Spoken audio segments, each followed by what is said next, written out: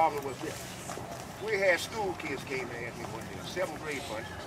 We had them up behind the wall and we were talking. And one kid asked me, say, sir, how did it feel to being an African American, going into Korea and didn't have freedom in your own country? We didn't think about that part of it. Our part was go in there and try to survive and get back home. In my case, I did come back home, part disability, but it's okay. Now, we're coming through San Francisco. We're looking up at the Golden Gate Bridge. Oh man, we're here. Boat docked and the army is playing music, man, and everybody's happy. Going down the ramp. We got everybody's papers together to fly back wherever you came from. Went to California, up into the Richmond, California public airport, and we sat down and couldn't get a glass of water. We couldn't buy a damn thing. In uniform. Now, all the other soldiers, they were eating nice breakfast, and we there like 9 o'clock in the morning, and the plane didn't pick us up till 10 o'clock that night. We didn't get anything to eat till the next day because the Constellation, one of the engines had stopped, and they had to land in Kansas City. And I do remember getting a peanut butter and jelly sandwich.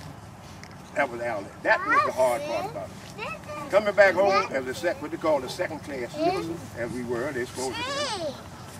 Didn't mean anything where we had went because I had the police lock me up because he said I was loitering and I was on the 30-day leave and he didn't give me a chance to show him my ID. So they took me to the precinct, locked me up, and then when they found out that I was still in the military, he turned me loose and I said, well, Sergeant, aren't you going to take me back?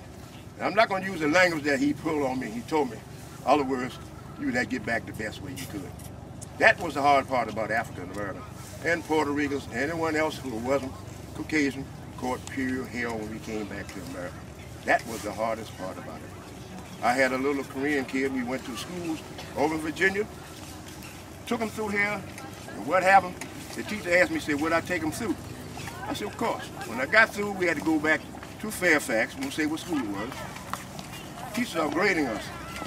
This little kid was in the 4th grade, he came up to me and put his hand on my shoulder just like this.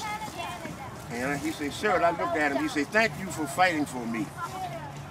And right there, I'll be honest about it, I had to really suck up some tears. The school teachers were actually crying about this thing, but I had to draw it back, you know, be a man, I had to kind of hold them tears back.